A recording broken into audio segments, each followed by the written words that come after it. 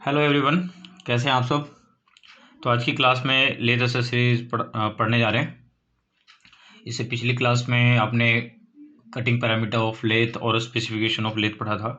इसके बाद टॉपिक है lathe accessories, most important topic है, 10 नंबर में आता है। एक टॉपिक और है वर्क होल्डिंग डिवाइस। तो जो लेथ एक्सेसरीज में जो जो कंटेंट्स हैं वही वर्क होल्डिंग डिवाइस में आते हैं। तो दोनों एज इट इज सेम ही है। तो मैं लेथ एक्सेसरीज पढ़ाने जा रहा हूँ। और अगर पेपर में वर्क होल्डिंग डिवाइस भी आ जाता है तो आपको लेथ एक्सेसरी में जो भी आप पढ़ रहे हो इसी को आपको लिखना है उसमें।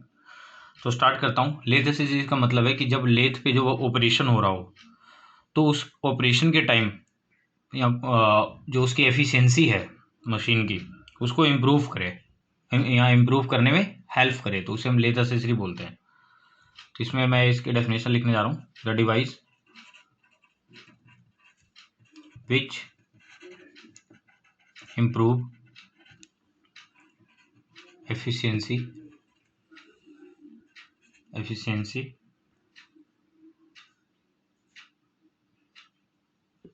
of lathe during operation। तो उसको हम क्या बोलेंगे, is known as lathe accessories. Lathe accessories. तो यहाँ पे आपको कई तरह के लेथ एक्सेसरीज हैं, तो एक एक करके पढ़ते हैं। तो इसमें मैं लिख देता हूँ आप, there are various types of lathe accessories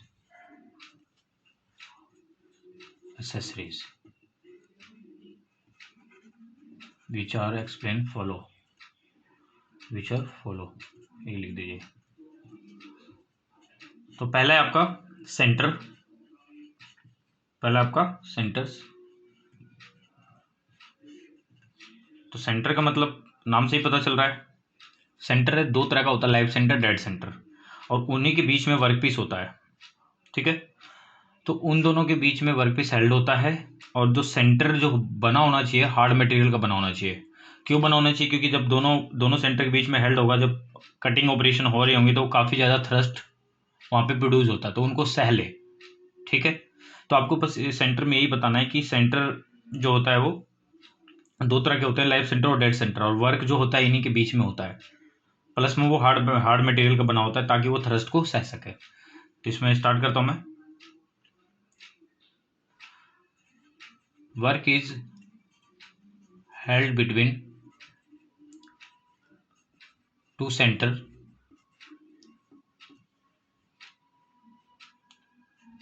live centre and dead centre. ठीक है। उसके बाद आपको बताना है कि centres are made of hard materials for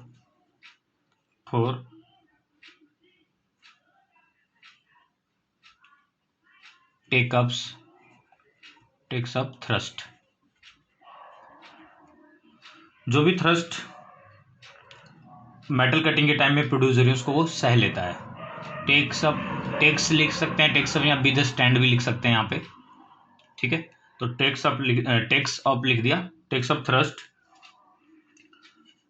during metal cutting.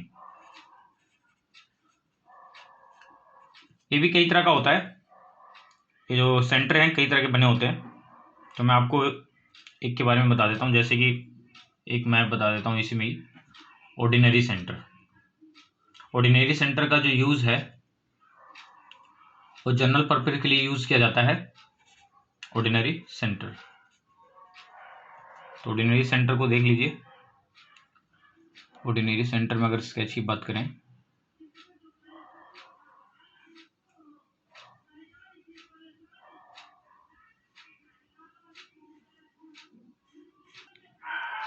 तो ये मैंने बना दिया है। ऑर्डिनरी सेंटर इस तरह का होता है और इसका यूज जो है वो जनरल पर्पज के लिए होता है। तो टेबल बनी हुई है बुक में, तो उसमें कई तरह के सेंटर्स हैं उनको आप याद कर लीजिएगा। उसके बाद नेक्स्ट टॉपिक है आपका लेथ कैरियर। लेथ कैरियर, इसको हम डॉग भी बोलते हैं, दोनों नाम से जाना जाता है। ये क्या करता है, ये एक तरह का डिवाइस है जो कि वर्कपीस को कैरी करता है, किसके along, along rotating driving plate के साथ, और रोटेट भी करता है और उसी के अलोंग वर्कपीस को कैरी करके रखता है। तो इसमें लिखना है, इसमें it is a device which carries workpiece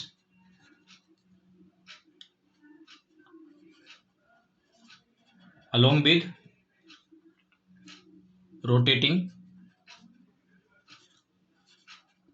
driving plate. ठीक है, इसको मैं बता देता हूँ कैसा होता है। It is shown in figure. तो देखिए ये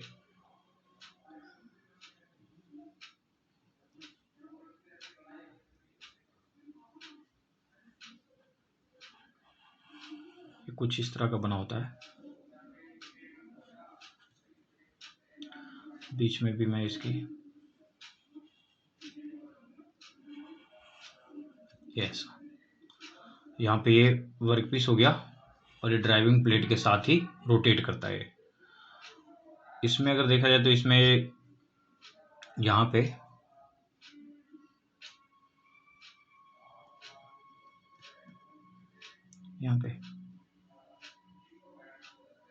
स्क्रू लगे होते हैं। ठीक है, इस तरह का होता है। इसको ले दीजिए, वर्कपीस हो गया और ये स्क्रू हो गया। ये जो टेल है, जो इसका टेल में यहाँ पूछ, वो बेंड टाइप का है, तो इसका नाम पड़ा है बेंड टेल। तो ये किस तरह का, ये bend tail type lathe carrier, इसका लिख दो। ये पूरा पार्ट क्या है, लेथ कैरियर है। किस तरह का है, बेंड टेल टाइप। तो इतना हो जाएगा। तो आपका दो टॉपिक हो गए। तीसरा आपका चक। तो चक एक तरह का इंपॉर्टेंट डिवाइस है। इसका काम है वर्कपीस को होल्ड करना और प्लस में साथ साथ रोटेट करना। ठीक है, फिर से मैं बता देता हूँ। इट इज इंपॉर्टेंट डिवाइस है जिसका काम है वर्कपीस को होल्ड भी करना और रोटेटिंग भी वर्कपीस के साथ रोटेट भी करता है। तो इसको इंग्लिश में लिखते हैं, it is an important device which is used for holding and rotating a workpiece। कहाँ पे, ऑन लेथ मशीन। हो गया। चक भी कई तरह के होते हैं। अगर चक के बारे में पढ़ें तो इसमें लिख दीजिए, it has following type, it has following types. तो चक में भी एक एक करके पढ़ते हैं। पहला है आपका फोर जा चक।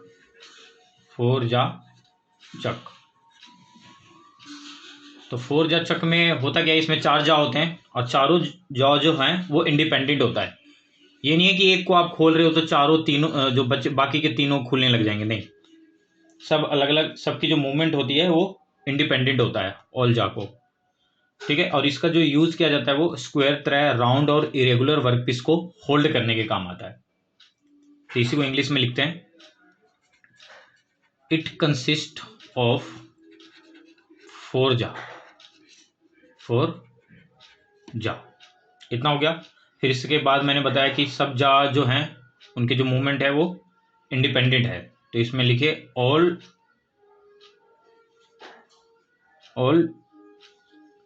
जाज आर इंडिपेंडेंट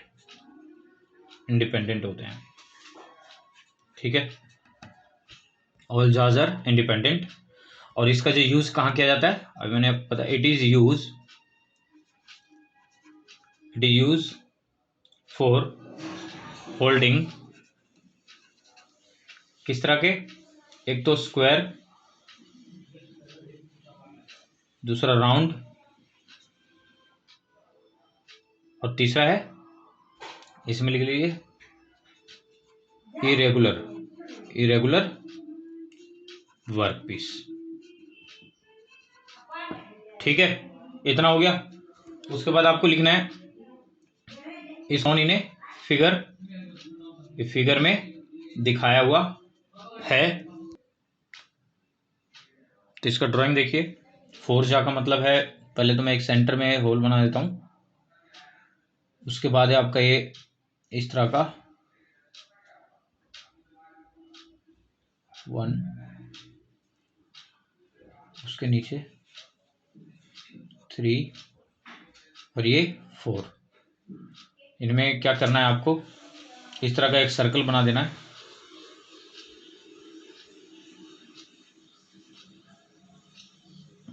और इसमें भी कई मल्टी सर्कल होते हैं इस तरह से। ठीक है, और छोटे में ले लीजिए इस तरह से। ठीक है, तो ये ड्राइंग आप बना लीजिएगा। इसका जो ये फोर्जा चक का जो ये ड्राइंग है, इधर से साइड व्यू कैसा दिख रहा है वो दिखाया हुआ है। फ्रंट व्यू भी आपके बुक में होगा, तो उसको भी आप बनाना चाहें तो आप बना सकते हैं। ठीक है, तो फोर्जा चक हो चुका है। उसके बाद दूसरा है आपका चकमेई 3 independent,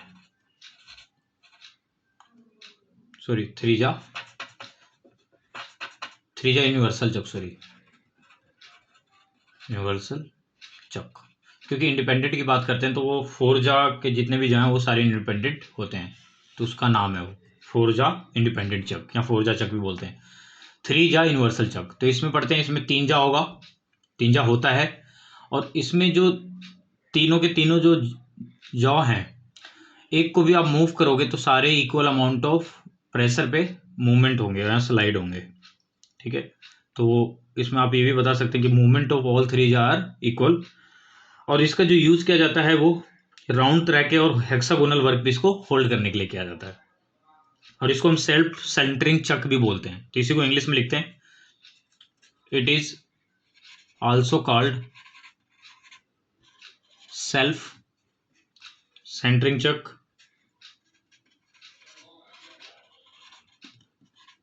it consist of 3 jaw. इसके बाद आपको ये बताना है, all 3 jaw are slides by an equal amount,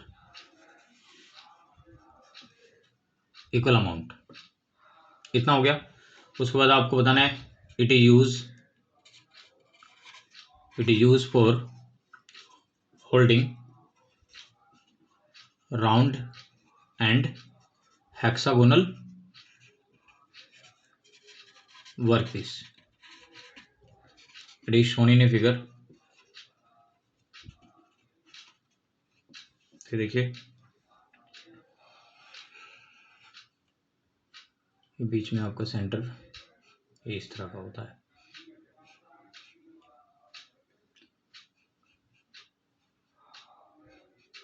ठीक है,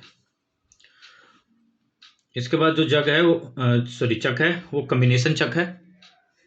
थर्ड है आपका कॉम्बिनेशन चक। नाम से ही पता चल रहा है, ये 3 जा और 4 जा चक का कॉम्बिनेशन होता है। और इसका जो यूज किया जाता है एज ए सेल्फ सेंटरिंग। ठीक है, तो इसमें लिख देता हूं मैं, इट इज कॉम्बिनेशन ऑफ 4 जा एंड 3 जा चक, ठीक है। और ये जो जा है वो इंडिविजुअली ऑपरेट होता है, तो इसमें लिख लीजिए दिस जा इज ऑपरेटेड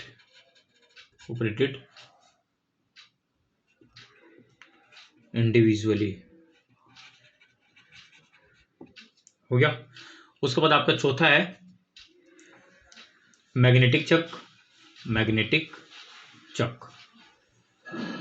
तो नाम से ही पता चल रहा है कि ये मैग्नेट का बना होता है और ये कौन से मटेरियल को होल्ड करेगा, जो मैग्नेटिक, जिनकी प्रॉपर्टी मैग्नेटिक टाइप की होंगी, ठीक है।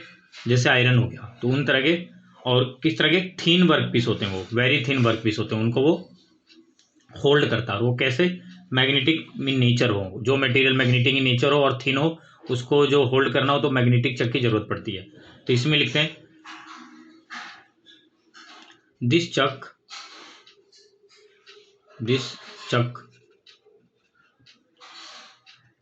is used for holding very thin workpiece, ठीक है। विच इज मेड ऑफ, जो कि which is made of magnetic material. तो जो मैग्नेटिक मटेरियल होंगे उसी को ये होल्ड करेगा। इतना क्या समझे। उसके बाद मैं बता देता हूँ, it is shown in a figure, drawing में इसको दिखा रखा है, तो आपको ये ड्राइंग में बनाना जरूरी है। इसमें देखिए इस तरह का सर्कल, बीच में एक सर्कल, उसके बाद तरह तरह की ये शेप बनी हुई होंगी इस तरह का।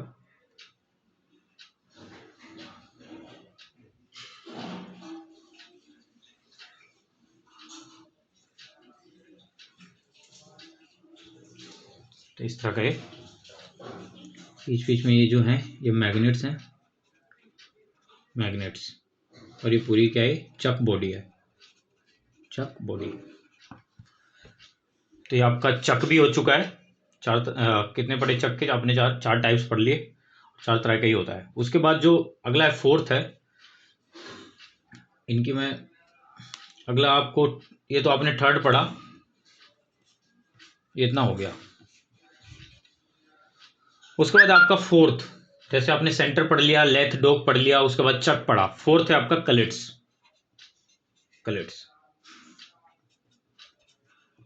कलेट्स जो हैं वो साइज में काफ़ी छोटे होते हैं, और ये चक फैमिली का एक पार्ट है, और ये थ्री जा टाइप का होता है, ठीक है। और इसका जो यूज़ किया जाता है अराउंड 63 mm के वर्कपीस को होल्ड करने के लिए किया जाता है। तो इसी को इंग्लिश में लिखते हैं कलेट्स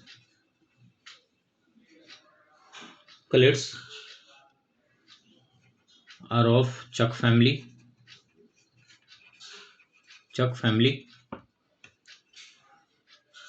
These are like a three jaw chuck,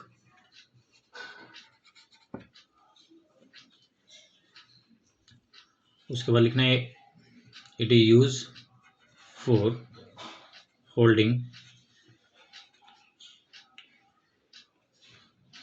round तरह के भी हेक्सागोनल पार्ट्स और स्क्वायर पार्ट्स, इन सबको ये होल्ड करता है।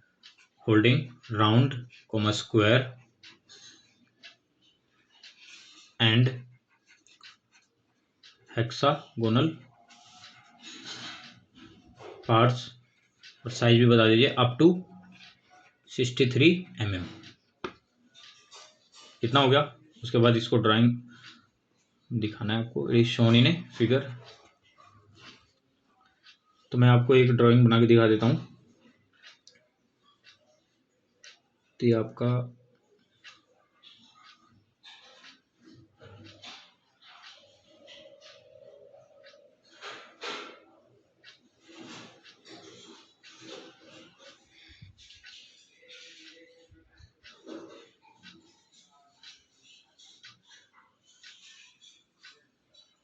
ये देखिए बुक में भी 5 तरह के कलर्स बता रखे हैं, तो आप एक बार बुक में भी एक बार ध्यान दे दीजिएगा। और ये 3 जार टाइप का होता है, ठीक। तो ये आपका एक कलर्स भी हो गया।